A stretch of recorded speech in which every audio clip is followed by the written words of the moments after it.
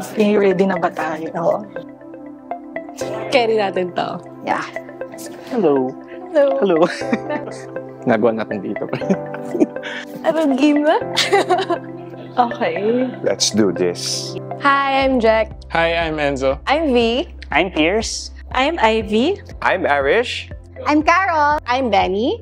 I'm Krisha. I'm Caro. I'm Mija. I'm Majo. From UBX. Can you still remember your first day at UBX? Well, yes. I guess pandemic yun. Oh. And first time kong mag-work from home nun. First time ko hawak ng MacBook eh. Oh! It's like the pandemic things na Yes. business-sendan ka ng laptop. Mm-hmm. Akala mo na parang, wow, Shopee delivery. Naalala ko noon, this is the first time and first day na nagkaroon daw ng employee orientation after the pandemic. Naguhudyat siya na mag-uumpisa na tayo na mag-on-site. So it brings excitement and hope. So, mag-isa lang ako doon. So, medyo natakot ako during my first day kasi I didn't know anyone. I was really shy. So, the same thing, just browse through the resources and just learn about what UBX is and yung mga filling out the forms and all. Yeah.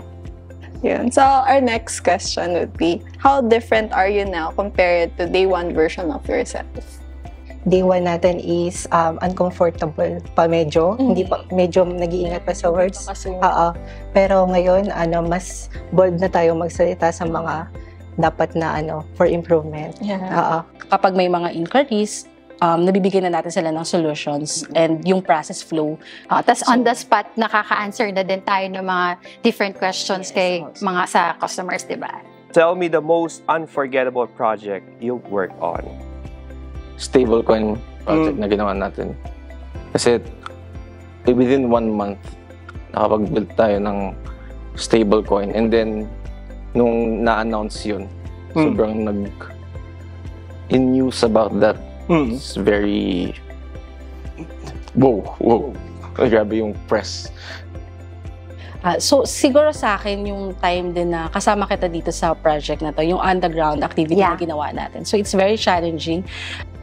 Nakipag-usap tayo sa mga small business owners wherein we hear their inspiring story, we hear their challenges, their needs. May mga instances din na nakarinig tayo ng bad story na which they tend to end their business, to close their business kasi lugi na. And then that's the time na we become their superhero kasi we provide solution for them so they continue to grow their businesses. What legacy do you want to leave with UBX? Yung legacy siguro yung mga projects na iiwan, na resilient sila and performant. Ayun na, may resilient. So, kahit wala na tayo. Yeah. I mean, gumagalaw na naman. That's a tough question. Yeah. To be able to, create a product that many people use. You simplify things and make things easier for everyone, for our customers, for the employees. For me, the legacy I want to leave was also something that was left to me. So it is Co-Create. It's a workshop format that we hold for our clients or our partners. At least if that's something continued, even without the name of Co-Create, it's just the act of being able to find, and look for a solution for it. And I think that's already the legacy that I want to leave. So, parang financial inclusions. Kasi I was born in Agusan del Norte kasi. Tapos, sobrang unbank, unserved na customers din doon. And they're not actually parang, wala silang knowledge, anything. So, hopefully, sana CUBX, maano talaga yung financial inclusions para to serve the unbanked customers. And as for me, gusto ko lang maging approachable, easy to get along with na leader. And rather than naisip sa akin na smart and strict, I'd rather be an approachable one. Kasi mas marami akong natutulungan in that way. And as a person din. Kasi that will help me grow din sa career and as a person. Yeah. Guys, game fast talk. Favorite food served every lunch? Turon. Giempo with munggo. Salmon. Chon. Sisig. Sisig din. Sisig. Sisig. Sisig. If you could switch with anyone at work for one day, who would it be? John Jay. Sa CX. Ma'am Becca. Tech team. Pancho. Fill in the blank. People at UBX are?